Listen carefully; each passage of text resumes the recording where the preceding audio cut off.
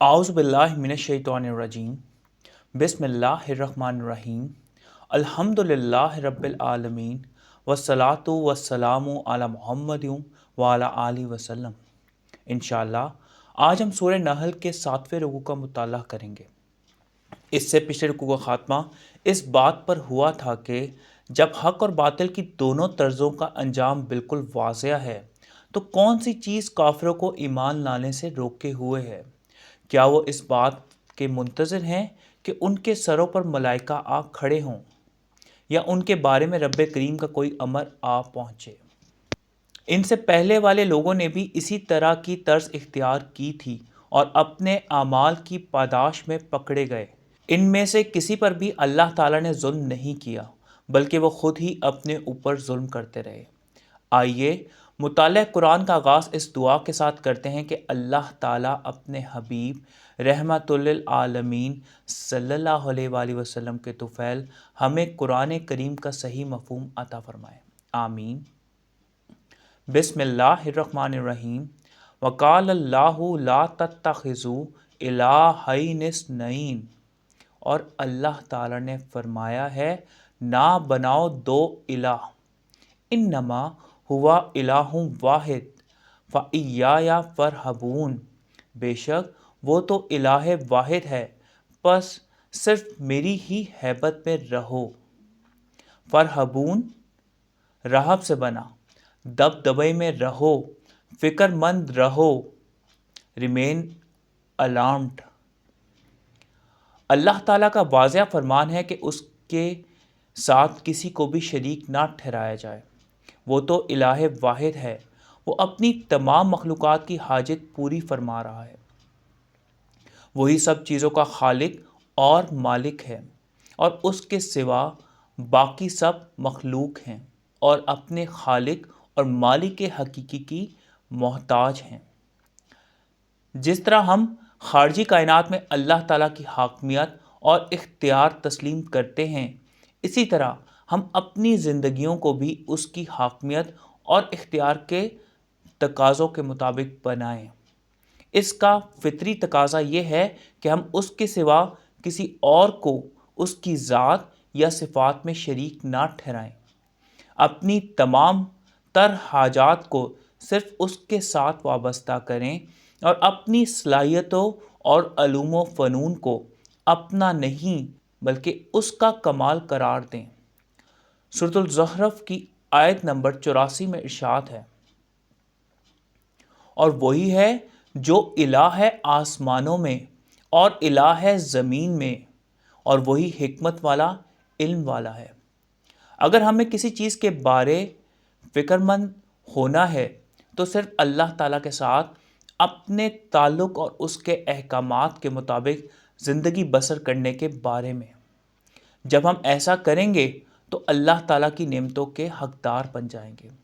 سورۃ البقرہ کی آیت نمبر 40 میں ارشاد ہے، ترجمہ: اے بنی اسرائیل، یاد کرو میری نعمت جو میں نے انعام کی تم پر، اور وفا کرو میرے عہد کو، میں وفا کروں گا تمہارے عہد کو، اور صرف میری عبادت میں رہو۔ وَلَهُ مَا فِي السَّمَاوَاتِ وَالْأَرْضِ وَلَهُ الدِّينُ وَاصِبًا، اور اسی کا ہے جو کچھ ہے آسمانوں اور زمین میں، اور اسی کا ہے دین نافذ۔ افغیر اللہ تتقون، تو کیا کسی غیر اللہ تعالیٰ سے تقوی کرتے ہو؟ وما بکم من نعمت فمن اللہ، اور تمہارے پاس جو بھی نعمت ہے تو اللہ تعالیٰ کی طرف سے ہے۔ ثم اذا مسکم الضر فالیہ تجأرون، پھر جب تمہیں آ لیتا ہے کوئی ضرر تو اسی سے فریاد کرتے ہو۔ واصباً وصب سے بنا، کسی چیز کا مسلسل اور پہم ہوتے رہنا، ریمین ان ایفیکٹ انسیزنگلی۔ تجأرون جار سے بنا، کریہ زاری کرتے ہو، مدد مانگنا، یو کرائی فار ہیلپ۔ زمین و آسمان میں جو کچھ ہے اللہ تعالیٰ کی ملکیت ہے۔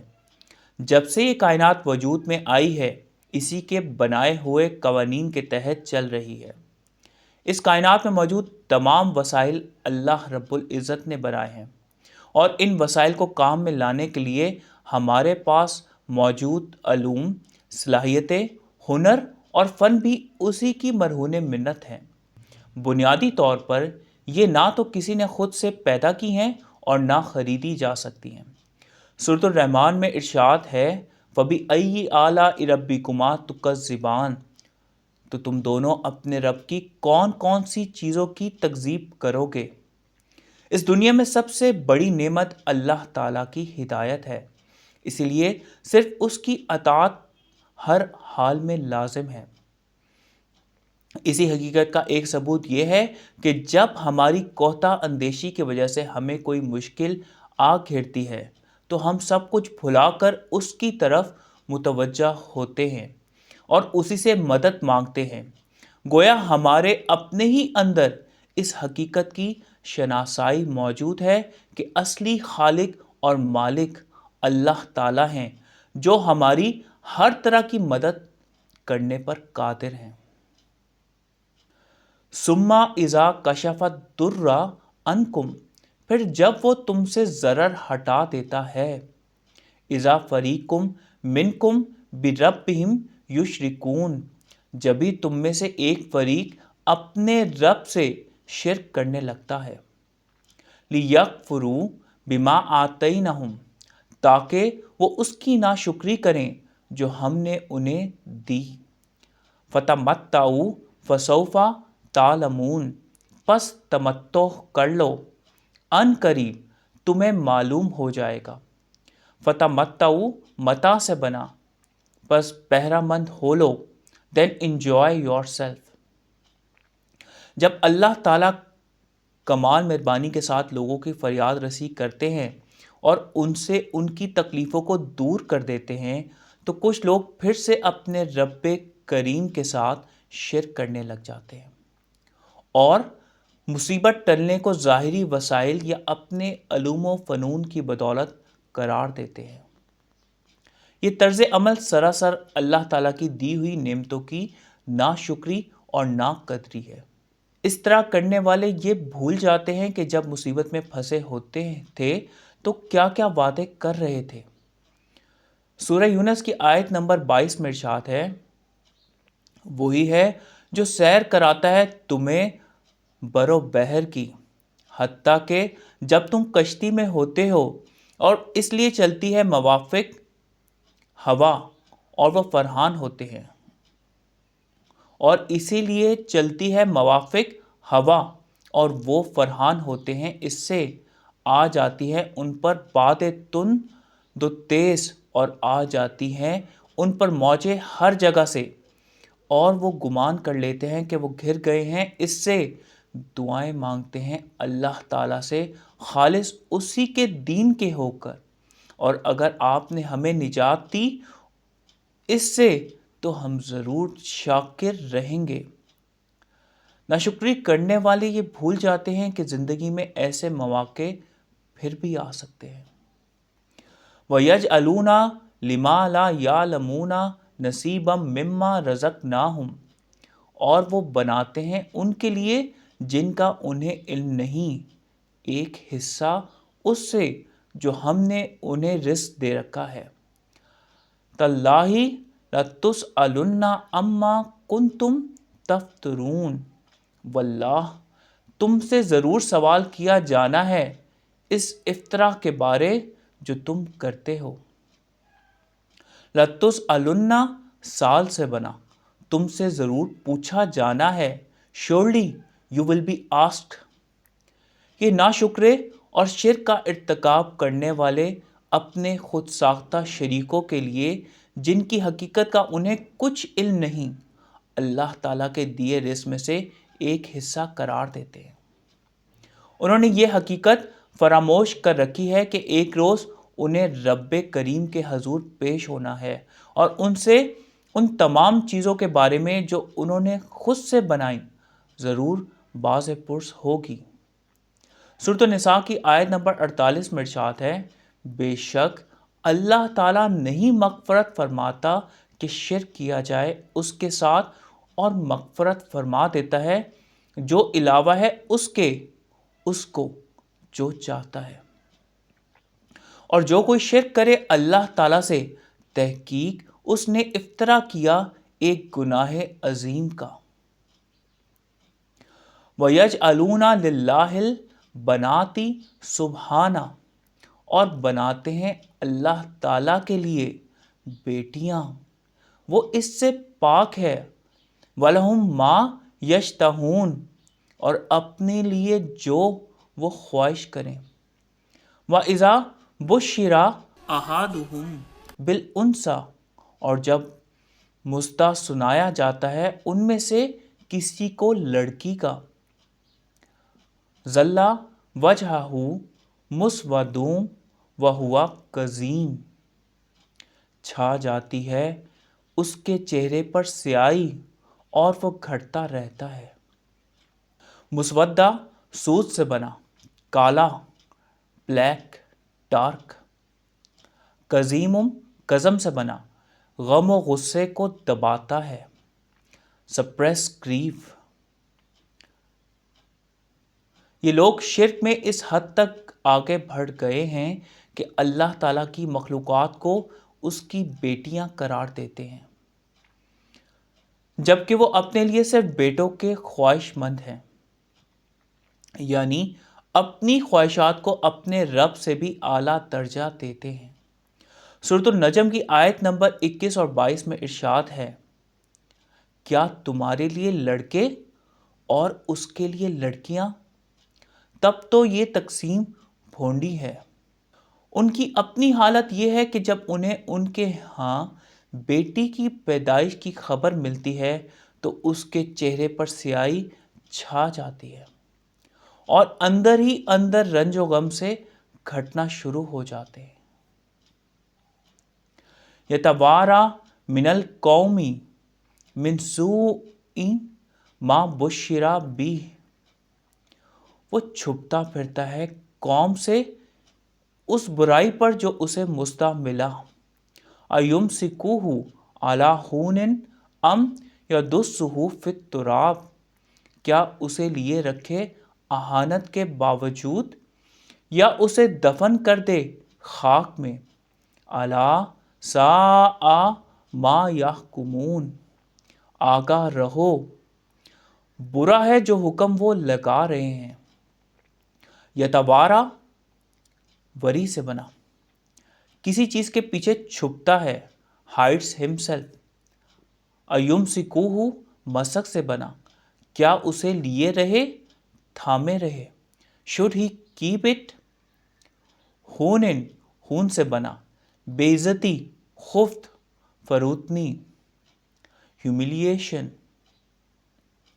یدسہ دست سے بنا، دبا دے، بریٹ۔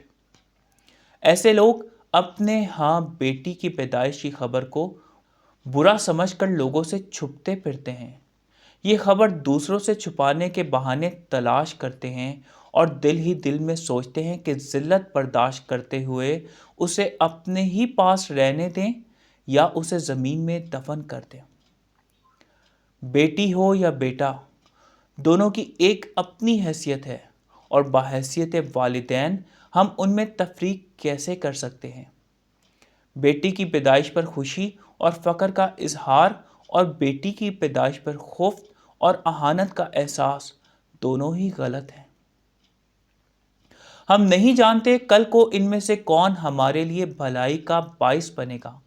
ہو سکتا ہے کہ آج جسے ہم اپنے لیے برا سمجھ رہے ہیں کل کو وہی ہمارے لیے بہتر ہو، اور آج جسے ہم اپنے لیے اچھا سمجھ رہے ہیں کل کو وہی ہمارے حق میں نقصان دہ ثابت ہو۔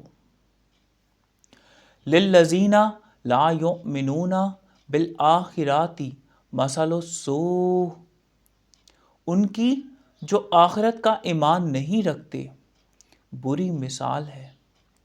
وَلِلَّهِ الْمَثَلُ الْأَعْلَىٰ وَهُوَ الْعَزِيزُ الْحَكِيمُ، اور اللہ تعالیٰ کی مثال اعلیٰ ہے اور وہ عزت والا باحکمت ہے۔ بری مثال سے متصف کیے جانے کے لائق وہ لوگ ہیں جو آخرت کا ایمان نہیں رکھتے۔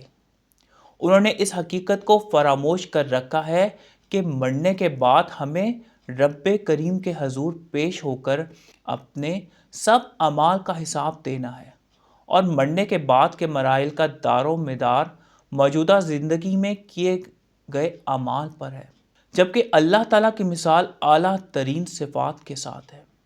وہی خالق اور مالک حقیقی ہیں، وہی صاحب عزت اور حکمت ہیں۔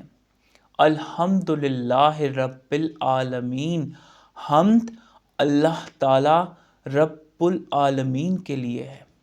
الرحمن الرحیم، رحم والے ہیں، رحم فرما رہے ہیں۔ مالک یوم الدین، یوم الدین کے مالک ہیں۔ ازل سے وہی اپنی تمام مخلوقات کی حاجت روا ہیں، انہی کی بادشاہی ہے، اس لیے وہی لائق عبدیت ہے۔ ایک مختصر سا خلاصہ آج کے پڑھے گئے رکوع کا۔ اللہ تعالیٰ الہ واحد ہے اور اپنی تمام مخلوقات کی حاجات پوری فرما رہے ہیں۔ وہی سب چیزوں کا خالق اور مالک ہے، اور اس کے سوا باقی سب مخلوق ہیں اور اس کی محتاج ہیں۔ اس حقیقت کا فطری تقاضا یہ ہے کہ صرف اسی کی حاکمیت کو تسلیم کیا جائے، اسی کی بندگی کی جائے اور صرف اسے ہی اپنا حاجت روا مانا جائے، اور کسی کو بھی اس کا شریک نہ ٹھہرایا جائے۔ جب بھی کوئی سخت مشکل آ پڑتی ہے، انسان اپنے سب خود ساختہ بتوں کو چھوڑ کر سچے دل سے اپنے خالق اور مالک کو پکارنے لگتا ہے، جو اس بات کا ثبوت ہے کہ انسان کا لاشعور اس بات سے آگاہ ہے کہ حقیقی خالق اور مالک اور حاجت روا کون ہے۔ اپنی طرف سے کچھ گھڑ کر اللہ تعالیٰ کی طرف منسوب کرنا بہت بڑا گناہ ہے، اور ایسا کرنے والے فلاح نہیں پاتے۔ اللہ تعالیٰ ہم سب کو قرآن کو صحیح طور پر سمجھنے اور اس پر نبی پاک صلی اللہ علیہ وآلہ وسلم کی سنت مبارکہ کے مطابق عمل کرنے کی توفیق عنایت فرمائے، آمین۔ صدق اللہ العلی العظیم۔ صلی اللہ تعالی علی حبیبہ محمد و آلہ وسلم۔